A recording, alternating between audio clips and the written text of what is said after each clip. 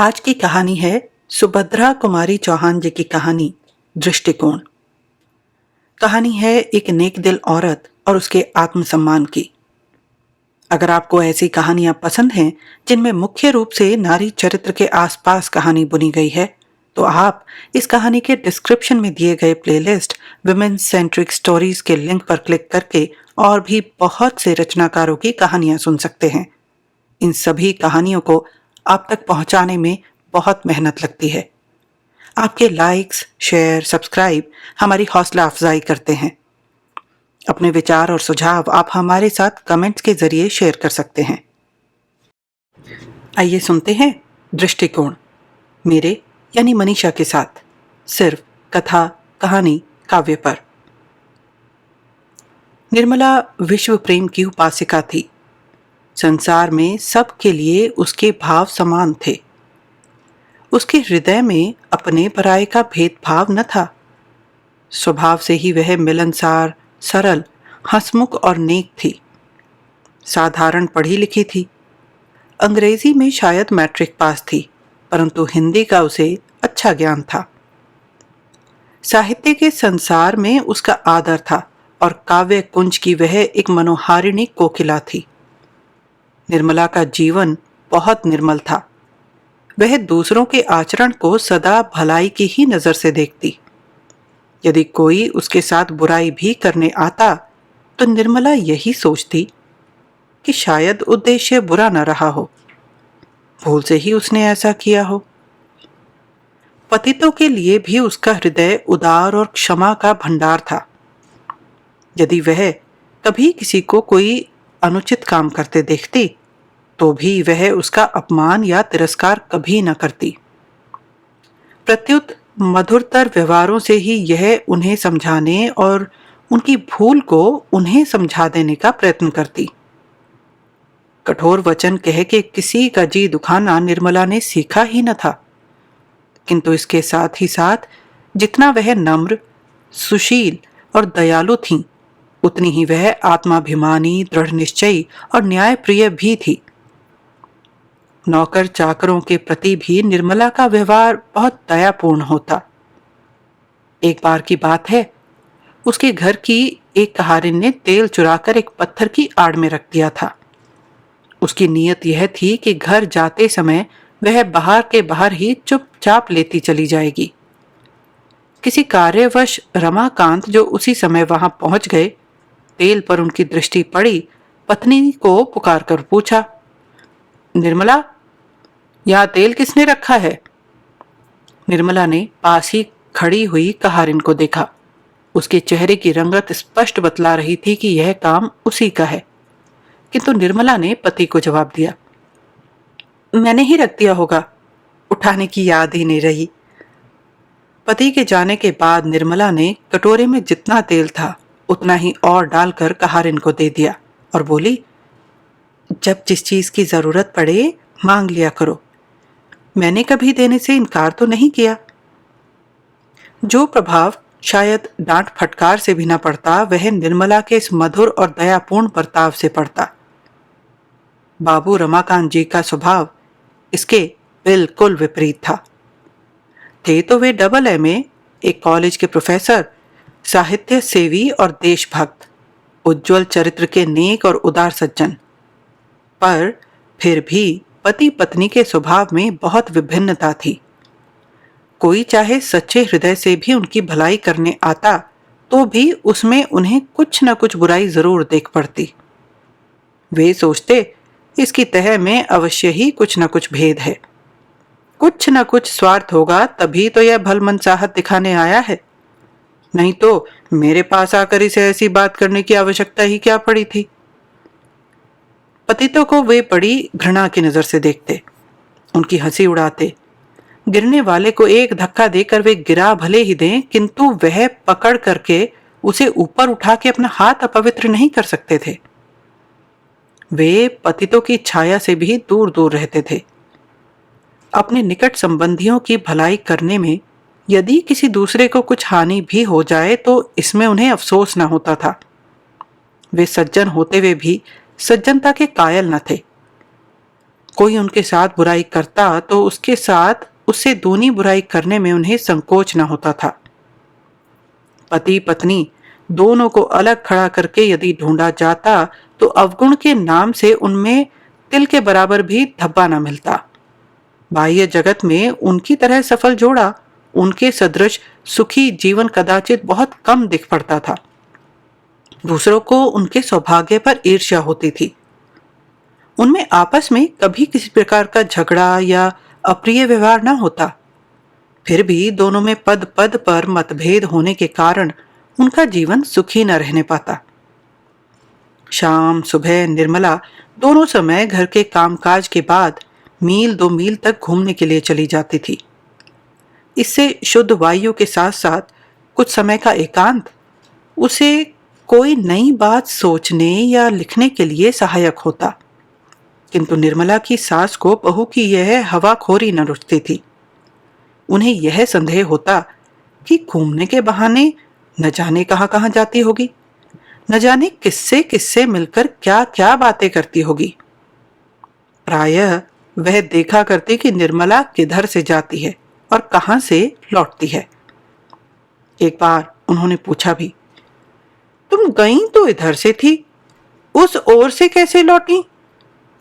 निर्मला इसका क्या जवाब देती, हंसकर रह जाती। किंतु निर्मला की सास बहू की इस चुप्पी का दूसरा ही अर्थ लगाती। उन्हें निर्मला का आचरण पसंद न था। उसके चरित्र पर उन्हें पद पद पर संदेह होता, किंतु इन मामलों में जब वे स्वयं रमाकांत को ही उदासीन पाती तो उन्हें भी मन मसोस कर रह जाना पड़ता था, क्योंकि रमाकांत के सामने भी निर्मला घूमने निकल जाती और घंटों बाद लौटती। अन्य पुरुषों में उनके सामने भी स्वच्छंदता पूर्वक बातचीत करती, परंतु रमाकांत इस पर उसे जरा भी न दबाते। किंतु कभी कभी जब उनसे सहन न होता तो वे रमाकांत से कुछ न कुछ कह बैठती, तो भी वे यही कहकर कि इसमें क्या बुराई है टाल देते। उनकी समझ में रमाकांत इस प्रकार मां की बात न मानने के लिए ही पत्नी को शह देते थे। इसीलिए वे प्रत्यक्ष रूप से तो निर्मला को अधिक कुछ न कह सकती थी, किंतु अप्रत्यक्ष रूप से कुत्ते बिल्ली के बहाने ही सही अपने दिल का गुबार निकाला करती। निर्मला सब सुनती और समझती, किंतु वह सुनकर भी न सुनती और जानकर भी अनजान बनी रहती। वह अपना काम नियम पूर्वक करती रहती। इन बातों का उसके ऊपर कुछ भी प्रभाव न पड़ता। कभी कभी उसे कष्ट भी होता, किंतु वह उसे प्रकट न होने देती। वह सदा प्रसन्न रहती, यहां तक कि उसके चेहरे पर शिकन तक न आती। वह स्वयं किसी की बुराई न करना चाहती थी। उसके विरुद्ध चाहे कोई कुछ भी करता रहे। एक दिन कॉलेज से लौटते ही रमाकांत ने कहा, आज एक बड़ा विचित्र किस्सा हो गया निर्मला। क्या हुआ? निर्मला ने उत्सुकता से पूछा। घृणा का भाव प्रकट करते हुए रमाकांत बोले, हुआ क्या? यही कि तुम्हारी बिट्टन को न जाने किससे गर्भ रह गया है और अब 4-5 महीने का है। बात खुलते ही आज वह घर से निकाल दी गई। उसके मायके में तो कदाचित कोई है ही नहीं, सड़क पर बैठी रो रही है। बिट्टन बाल विधवा थी, वह जन्म ही की दुखिया थी, इसलिए निर्मला सदा उससे प्रेम और आदर का व्यवहार करती थी। बिट्टन की करुण जनक अवस्था से निर्मला कातर हो उठी। उसने रमाकांत जी से पूछा, फिर उसका क्या होगा? अब वो कहां जाएगी? रमाकांत जी ने उपेक्षा से कहा, कहां जाएगी मैं क्या जानूं, जैसा किया है वैसा भोगेगी। निर्मला के मुंह से एक ठंडी आह निकल गई। कुछ देर बाद न जाने क्या सोचकर वह दृढ़ स्वर में बोली, तो मैं जाती हूं, उसे लिवा लाती हूं। जब तक कोई दूसरा प्रबंध ना हो जाएगा वह मेरे साथ ही रहेगी। घबरा कर रमाकांत बोले, नहीं नहीं, ऐसी बेवकूफी करना भी मत। उसे अपने घर लाकर क्या अपनी बदनामी करवानी है? तुम्हें तो कोई कुछ ना कहेगा, सब लोग मुझे ही बदनाम करेंगे। निर्मला ने दयाद्र भाव से कहा, अरे तो इतनी छोटी छोटी सी बातों से क्यों डरते हो? किसी की भलाई करने में भी लोग बदनाम करेंगे तो करने दो। परमात्मा तो हमारे हृदय को ही पहचानेगा। मुझे तो उसकी अवस्था पर बड़ी दया आती है। तुम कहो तो मैं भी जाकर उसे लिवा लाऊं? रमाकांत के कुछ बोलने के पहले ही उनकी मां बोल उठी। ऐसी औरतों का तो इससे बड़ा दर्द होता है। घर में बुलाने जा रही है, जाए कहीं भी मुंह काला करे। पर याद रखना, खबरदार, जो उसे घर में बुलाया तो मैं अभी से कह देती हूं, अगर उस छूत ने घर में पैर भी रखा तो अच्छा ना होगा। निर्मला धीरे से बोली। अगर वह आ ही गई तो फिर क्या करोगी अम्मा जी? अम्मा जी क्रोध से तिलमिला सी उठी, तड़प कर बोली, मार के लकड़ी पैर तोड़ दूंगी, और क्या करूंगी? तू तो रामू के सिर चढ़ाने से इतनी बढ़ बढ़ के बोल रही है। मैं रामू से नहीं डरती। तेरा और तेरे साथ रामू का भी मिजाज ठंडा कर दूंगी। ऐसी बदजात औरतों की परछाई में रहना भी पाप है, उसे घर में बुलाने जा रही है। निर्मला ने कहा। पर अम्मा जी, यदि वह आई तो मैं दूसरों की तरह उसे दरवाजे पर से दुत्कार तो न दूंगी। मैं यह तो कहती ही नहीं कि उसे सदा ही अपने घर में रखा जाए, पर हाँ, जब तक उसका कोई प्रबंध ना हो जाए तब तक अगर वह घर के कोने में पड़ी रही तो कोई हानि तो ना होगी। और कौन वह हमारे चूल्हे चौके में जाएगी? आखिर बेचारी स्त्री ही तो है, भूलें किससे नहीं होती। अम्मा जी ने क्रोध में आकर कहा, एक बार कह दिया कि उस रांड को घर में न घुसने दूंगी, बार बार जबान चलाए ही जा रही है। वह तो अपनी कोई नहीं है, कोई अपनी सगी भी ऐसा करती तो मैं लात मार कर निकाल देती। अब बार बार पूछकर मेरे गुस्से को ना बढ़ा, नहीं तो अच्छा ना होगा। निर्मला ने नम्रता से कहा। पर तुम्हारा क्या बिगाड़ेगी अम्मा जी? मेरे कमरे में पड़ी रहेगी, और तुम चाहो तो ऐसा प्रबंध कर दूं कि तुम्हें उसकी सूरत भी ना दिखे। और फिर अभी से उस पर इतनी बहस ही क्यों? वह तो तब की बात है जब वह हमसे आश्रय मांगने आवे। अम्मा जी का क्रोध बढ़ा और फिर कहने लगी, तेरे कमरे में रहेगी और मुझे उसकी सूरत ना दिखे तो क्या दूसरी बात हो जाएगी? कैसी उलटफेर की बात करती है। तुझे अपने पढ़ने लिखने का घमंड हो तो उस घमंड में ना भूली रहना। ऐसी पढ़ी लिखियों को मैं कौड़ी के मोल के बराबर भी नहीं समझती। धर्म कर्म से तो सदा 100 गज से दूर, और ऐसी कुजात औरतों पर दया करने चली है धर्म कमाने। वाह रे औरत, जिसे मोहल्ले भर में किसी ने अपने घर न रखा उसे यह अपने घर में रखेंगी। तू तो दुनिया भर में अनोखी है ना, सब दूसरों को दिखाने के लिए कि बड़ी दयावंती है। जो भीतर का हाल न जाने उसके सामने इतनी बन, घर वालों को तो काटने दौड़ेगी और बाहर वालों को गले लगाती फिरेगी। निर्मला भी जरा तेज होकर बोली, तो अम्मा जी मुझे इतनी खरी खोटी क्यों? बीच में ही निर्मला को डांट कर चुप कराते हुए रमाकांत बोले, तो तुम चुप न रहोगी निर्मला? कब से सुन रहा हूं कि जबान किसी कैंची की तरह चल रही है। तुम्हारे हृदय में बिट्टन के लिए बड़ी दया है और तुम उसके लिए मरी जाती हो तो जाओ उसे लेकर किसी धर्मशाले में रहो, मेरे घर में उसके लिए जगह नहीं है। निर्मला को भी अब क्रोध आ चुका था। उसने भी उसी प्रकार तेज स्वर में कहा, तो क्या इस घर में मेरा इतना भी अधिकार नहीं कि यदि मैं चाहूं तो किसी को 1-2 दिन के लिए भी ठहरा सकूं? अभी उस दिन तुम लोगों ने बाबू राधेलाल जी का इतना आदर सम्मान क्यों किया था? उनके चरित्र के बारे में कौन नहीं जानता? उनके घर ही में वैश्या रहती है, सो भी मुसलमानी, और वो उसके हाथ का खाते पीते भी हैं। फिर बेचारी बिट्टन ने क्या इससे भी ज्यादा कुछ अपराध किया है? अम्मा जी गरज उठी। अब उनका साहस और बढ़ गया था, क्योंकि अभी अभी रमाकांत जी निर्मला को डांट चुके थे। वे बोली, चुप रहे नहीं तो जीप पकड़ के खींच लूंगी। बड़ी बिट्टन वाली बनी है। बेचारी बिट्टन, बेचारी बिट्टन। तू भी बिट्टन सरीखी होगी तभी तो उसी के लिए मरी जाती है ना। जो सती होती हैं वे तो ऐसी औरतों की परछाई भी नहीं छूती। और तू राधेलाल के लिए क्या कहा करती है? वो तो फूल पर का भंवरा है। आदमी की जात है, उसे सब शोभा देता है। एक नहीं 20 औरतें रख ले, पर औरत आदमी की बराबरी कैसे कर सकती है? निर्मला ने सतेज और दृढ़ स्वर में कहा, बस अम्मा जी, अब मैं ज्यादा ना सुन सकूंगी। मैं बिट्ठन सरीखी हूं या उससे भी बुरी, किंतु इस समय वह निराश्रिता है, कष्ट में है। मनुष्यता के नाते मैं उसे आश्रय देना अपना धर्म समझती हूं और दूंगी। अब रमाकांत जी को बहुत क्रोध आ गया था। वे कमरे से निकलकर आंगन में आ गए और आग्नेय नेत्रों से निर्मला की ओर देखते हुए बोले, क्या कहा? तुम बिट्टन को इस घर में आश्रय दोगी? निर्मला भी दृढ़ता से बोली, जी हां, जितना इस घर में आपका अधिकार है उतना ही मेरा भी है। यदि आप अपने किसी चरित्रहीन पुरुष मित्र को आदर और सम्मान के साथ ठहरा सकते हैं, तो मैं भी किसी असहाय अबला को कम से कम आश्रय तो दे ही सकती हूं।